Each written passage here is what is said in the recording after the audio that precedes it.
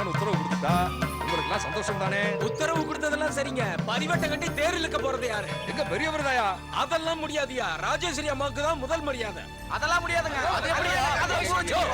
சும்மா இருக்கீங்களா?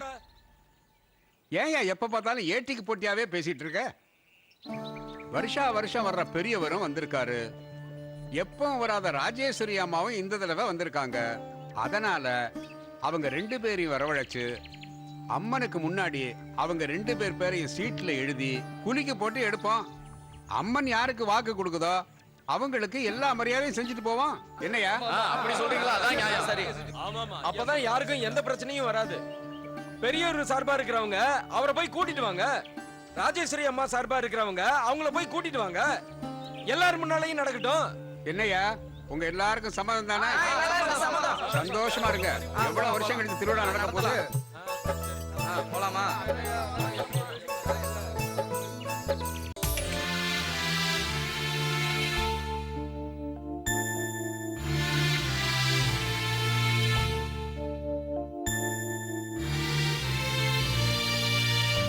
ஆமா, நீங்க என்ன இந்த பழக்கத்தை விடலையா?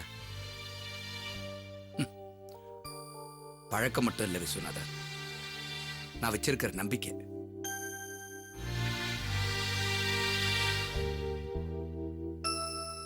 வருவோம், ஒரு நாளைக்கு நிச்சயம் திரும்பி வரத்தான் போறான்.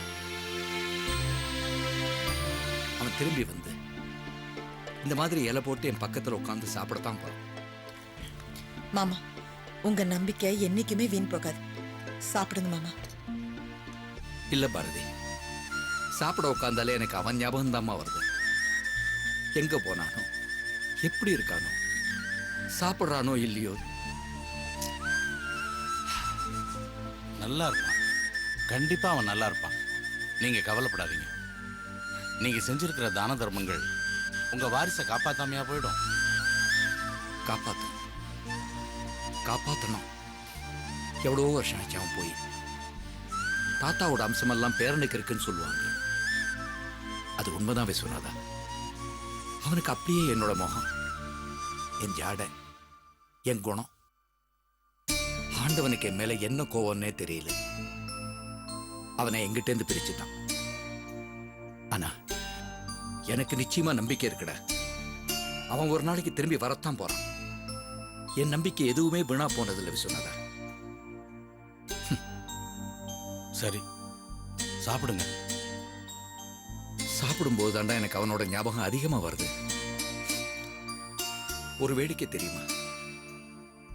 எல்லாரும் அவனுக்கு சோறு ஊட்டுவாங்க, அவன் எனக்கு சோறு ஊட்டுவான். எங்க அம்மா கையில சாப்பிடுற மாதிரியே இருக்கும்டா. அம்மாவோட ராசி நட்சத்திரம் இதாண்டா அவனுக்கும். அவனுக்கு பிறகு எவ்வளவோ குழந்தைகள் பிறந்தாங்க. ஆனா அவன் தான் என்னோட உயிரை இன்னும் இழுத்து பிடிச்சிட்டு இருக்கான்னு என்னோட நம்பிக்கைடா. அவனை பார்க்காம என் உயிர் என்னை விட்டு போகாதுடா. அது ஏமா பாரதி, எல்லாரும் பழையபடி சிரிச்சுக்கிட்டு சந்தோஷமா இந்த வீட்டுல இருக்கணும். அதான் எனக்கு வேணும்.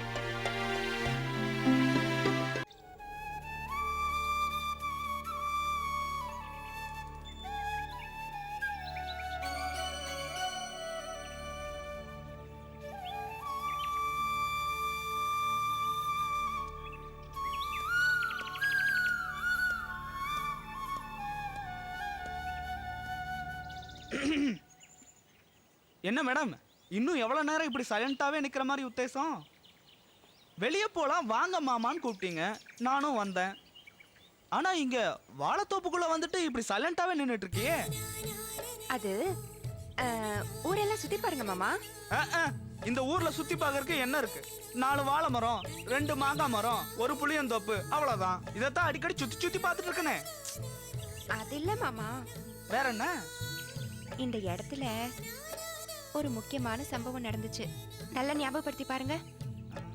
ஒண்ணும் ஞாபகம் வரலையே. நல்லா யோசிச்சு பாருங்க மாமா.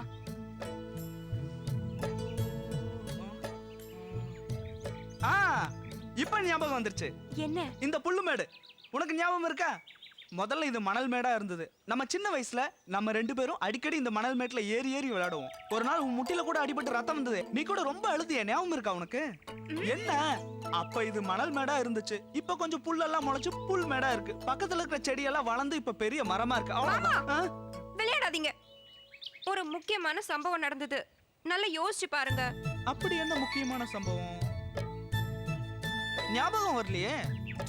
நல்ல மூளையை கசக்கி யோசிங்க மாமா. மூளையை கசக்கணுமோ? ம். ஐயே! ஐயோ, இருக்கிறது 4 முடி உதிர்ந்துற போகுது. ஐயோ மாமா, போங்க மாமா, நானே சொல்லிடுறேன். சரி சொல்லு. கூட்டாஞ்சோறு ஞாபகம் இருக்கா? ஞாபகம் இருக்கு. நீங்க, நான், முத்து, மீனா, செல்வம் எல்லாரும் இந்த இடத்துல உட்காந்து கூட்டாஞ்சோறு பொங்கினோமே. அப்போ நீங்க புருஷன், நான் பொண்டாட்டின்னு முத்து சொன்னா. பொண்டாட்டின்னா தாலி கட்டணும்னு முத்து சொன்னா. நீங்க உடனே ஓடி போய் அம்மன் கோவில்ல இருந்து ஒரு தாலி கயித்தை எடுத்துட்டு வந்து என் கழுத்துல கட்டினீங்க. அதை பார்த்து எங்க அம்மா 2 பேரையும் செம்ம அடி அடிச்சாங்களே. ஆனா அப்ப கூட துளசி என் பொண்டாட்டின்னு சொல்லி சத்தம் போட்டீங்களே. அன்னைக்கு நடந்ததெல்லாம் உங்களுக்கு ஞாபகம் இருக்கா? ஆமா, நீ என்ன இந்த மாதிரி விஷயங்களாவே சொல்ற? அப்படி இல்ல, அப்பெல்லாம் நீங்க என் கூடவே இருப்பீங்க, என்னை விட்டு எங்கேயும் போக மாட்டீங்க. இப்போ நான் உன் கூடவே தான் இருக்கேன். இருக்கீங்க, ஆனா அப்ப என் கூட இருக்கும்போது ஒரு சந்தோஷம் இருந்தது. அதெல்லாம் அப்பப்ப நினைச்சு பார்த்துப்பேன். சாப்பிடுற நேரம் போக, தூங்குற நேரம் போக எப்பவுமே உங்க நினைப்பு தான் மாமா. ஆமா, என்னை பத்தி நீங்க என்ன நினைக்கிறீங்க? நான் என்ன நினைக்கணும்னு நீ நினைக்கிற? சும்மா சொல்லுங்க மாமா. ஆ, நல்ல பொண்ணு, அழகான பொண்ணு, புத்திசாலின்னு நினைக்கிறேன். என்னை பத்தி வேற எதுவும் நினைக்க மாட்டீங்களா மாமா? வேற என்ன நினைக்கணும்? அது இல்ல, சென்னையில இருக்கும்போது என்னை பத்தி நினைக்க மாட்டீங்களா? நான் ஒரு உண்மை சொல்லவா? ம். எங்க வீட்ல எப்பவாவது உன்னை பத்தி பேச்சு வரும். அப்போ ஒரு செகண்ட் நினைவு வரும். அப்புறம் இந்த பெருமாள் கோவிலோட தீர்த்தம் துளசி எல்லாம் பார்க்கும்போது உன் ஞாபகம் வரும். ஓ, நீங்க எப்பவும் கோவிலுக்கு போவீங்களா மாமா? எப்பவும் இல்ல, மாசத்துல என்னைக்காவது ஒரு நாள். அப்ப மாசத்துல ஒரு தடவை தான் என் ஞாபகம் வரும். சரி,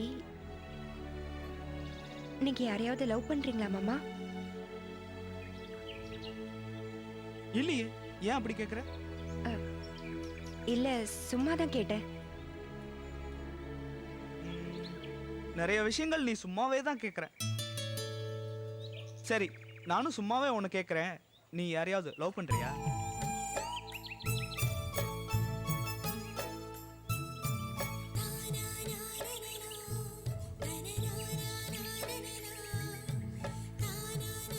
ஏய் துளசி, ம்?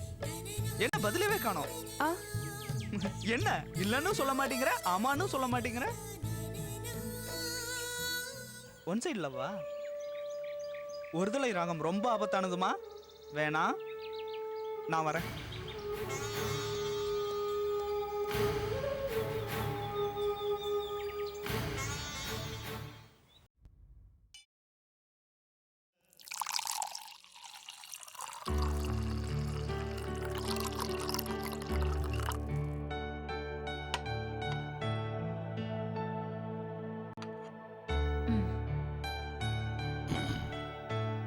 தேங்க்ஸ் ஸ்ரீ. அப்படி என்னதான் இருக்கு இதுல? போதை. அது என்ன போதையோ, இதுல என்னதான் இருக்குன்னே தெரியல. என்னமோ இருக்கு. அழகான ஒரு தோணை இருக்கும்போது இது உங்களுக்கு தேவைப்படுதா? கண்டிப்பா. அப்படி இல்லைன்னா காதலி பொண்டாட்டின்னு பெண் துணை இருக்கும்போது ஏன் எல்லாரும் மதுவை நாடி போறாங்க? அப்பா அம்மா, கூட பிறந்தவங்க, மனைவி, நண்பன், யார்கிட்டயுமே எல்லாத்தையும் பகிர்ந்துக்க முடியாது. அப்படிப்பட்ட சமயத்துலலாம் இதுதான் வடிகால். அப்போ குடிக்கிறவங்க எல்லாரும் வடிகால் தேடிதான் குடிக்கிறாங்களா? சில பேர் போதைக்காக, சில பேர் பயத்தை போக்க, இன்னும் சில பேர் தங்களோட இயலாமை மறைக்கிறதுக்காக, இன்னொரு சில பேர் என்ன மாதிரி. ஓ அப்போ உங்களுக்கு வடிகால் தான். ம்? அப்படி என்ன வடிகாலை தேடி போற அளவுக்கு உங்க மனசுல இந்த கஷ்டம்? ஆ, நீங்க கட்டின பொண்டாட்டிக்கிட்ட பேச மறைக்கிறது எல்லாமே என்கிட்ட பேசுறதா சொல்லுவீங்களே, அப்ப அதெல்லாம் உண்மை இல்லையா? எனக்கு அந்த வடிகாலா இருக்க கூட அருகதை இல்லையா? அப்படி இல்லை ஸ்ரீ. மற்றவங்களை விட என்னை அதிகமாக புரிஞ்சுக்கிட்டவ நீ ஒருத்தி தான் நினச்சிட்டு இருந்த. ஆனால் நீயும் என்னை புரிஞ்சிக்காம சொன்னதையே சொல்லி நோகடிக்கிறியே. நான் நோகடிக்கிறேனா? நல்லா இருக்குங்க. படிச்ச காலத்துல இருந்தே நம்ம 2 பேருமே லவர்ஸ். இடையில வந்த உங்க மனைவியை விட எனக்கு தங்க நியாயமா உரிமை அதிகம். ஆனா என்ன என்னமோ நீங்க இடையில வந்தவளா தானே நினைச்சிட்டு இருக்கீங்க. ஏராம், இது உங்களுக்கே அநியாயமா தெரியல? ஒரு சில செகண்ட் ஆகுது என்ன பார்த்தா உங்களுக்கு பாவமா தோணலையா? உயிருக்கு உயிராக காதலிச்சவளுக்கு உரிய உரிமை கொடுக்க முடியலன்னு குற்ற உணர்வோட காதலிச்சவளுக்கும் கட்டினவளுக்கும் நடுவில் கடந்து தவிக்கிறேனே, என்ன பார்த்தா உனக்கு பாவமா தோணலையா? அது தோணாமலையா உங்க கூட தோதா வாழ்ந்துட்டு இருக்கு. ஒருத்தருக்கு ஒருத்தர் இப்படி பச்சாதாபப்படுறதுனால என் வாழ்க்கை சரியாயிடுமா? ஜாதி வித்தியாசம் பார்க்காம நம்ம காதல உங்க அப்பா அங்கீகரிச்சிருந்தா காலேஜ் படிப்பை முடிச்சதுமே நம்ம கணவன் மனைவி ஆயிருப்போமே ராம். இப்படி திருட்டு வாழ்க்கை வாழறதுல என்ன நிம்மதி இருக்கு? ஏங்க, உங்க அப்பா காதலிச்சதே இல்லையா? அப்பாவை விட்டு காதலி கூட வந்து வாழறவங்க யாருமே இல்லையா? ராம், உங்களுக்கு மனைவி ஆகணும்னு நான் ஆசைப்பட்டேன், முடியல. 2வது மனைவிங்கிற இடத்தையாவது தருவீங்கன்னு எதிர்பார்த்தேன். அதுவும் இதுவரைக்கும் கிடைக்கல. இனிமேலும் உங்களுக்கு வப்பாட்டியாவே தொடரணுங்கிற எண்ணம் எனக்கு இல்ல. அதனால இப்ப என்ன பண்ணணுங்கிற? உங்க சொத்துல பாதிய எனக்கு எழுதி வைக்கிறேன். ஸ்ரீ, அப்புறம் உங்க மொத பொண்டாட்டி பாரதிய உடனே டைவர்ஸ் பண்றீங்க. அப்புறம் ஊரறிய என் கூட வந்து குடும்பம் நடத்துறீங்க. ஆமாங்க, இவ்வளவு நாள் நான் இந்த வாழ்க்கைய வாழ்ந்துட்டேன். வெறும் ஸ்ரீயாவே இருந்ததுனால தான் பேர்ல இருக்கிற மதியை யூஸ் பண்ணாம வெட்டி முட்டாளாவே இருந்துட்டேன். இனிமே ஸ்ரீமதியா என் ராமுக்கு ஸ்ரீயா மதியோட இருக்கலான்னு முடிவு பண்ணிட்டேன். என்னாச்சு உனக்கு? இத்தனை வருஷம் இல்லாம இப்ப புதுசா புரியாத பிடிக்கிற? நீ சொன்ன 2ஐயுமே என்னால் செய்ய முடியாது. முடியாதுங்கிறது எனக்கும் தெரியுங்க. நீங்களே சரின்னு சொன்னாலும் உங்க சொத்துக்காகவோ இன்னொருத்தி வாழ்க்கையை கெடுக்கிறதுக்கு அலையறவளோ நான் இல்ல. அட்லீஸ்ட் திருட்டு பொண்டாட்டிய வாழற எனக்கு திருப்பதியிலயோ திருத்தணியிலயோ தாலி கட்டுங்கன்னு தான் நான் ரிக்வெஸ்ட் பண்றேன். அப்படி கட்டுறதால மட்டும் உனக்கு எல்லாமே கிடைச்சிருமா? தாலி தாலின்னு நல்ல தங்கா காலத்து கதையே பேசுறியே. தாலி இல்லாம சேர்ந்தே வாழ்றது தப்பே இல்லைன்னு கோர்ட்டே சொல்லிருக்கு, தெரியுமா உனக்கு? சேர்ந்து பகிரங்கமா வாழறதுலதான் தப்பு இல்லைன்னு சொல்லிருக்கு.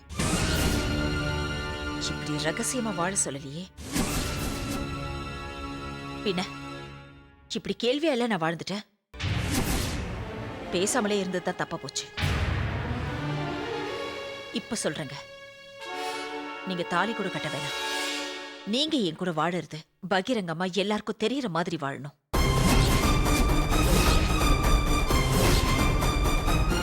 அவ்வளவுதானே? இப்ப பாரு.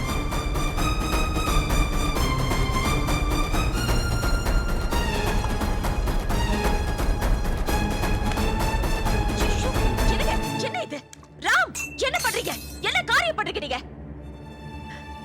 உங்களோட வாழணும்னு ஆசைப்பட்டனே ஒழிய உங்களை சாகடிக்க இல்லைங்க. ஏன் ஏன் இந்த மாதிரி எல்லாம் பண்றீங்க? உங்களுக்கு ஏன் இந்த மாதிரி எல்லாம் தோணுது? அதுவும் ஏன் கண் முன்னாடியே எப்படிங்க எப்படி நீங்க இந்த மாதிரி எல்லாம் பண்ணலாம்?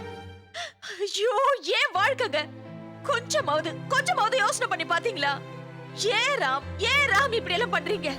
ஸ்ரீ, என்ன செய்யறது? எனக்கு வேற வழியே தெரியலமா.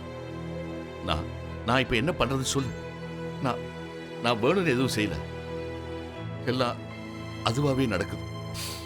ராம், இனிமே இனிமே இந்த மாதிரி எல்லாம் பண்ண மாட்டேன்னு சொல்லுங்க. ப்ளீஸ் ராம், சொல்லுங்க. ப்ராமிஸ் பண்ணுங்க. ப்ராமிஸ் பண்ணுங்க ராம், இப்படி பண்ண மாட்டேன்னு. ப்ளீஸ். பண்ண மாட்டேன் ஸ்ரீ, பண்ண மாட்டேன். தேங்க்யூ ராம்.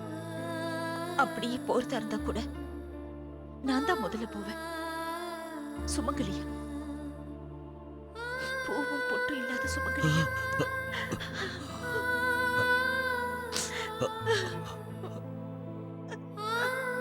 சாரி.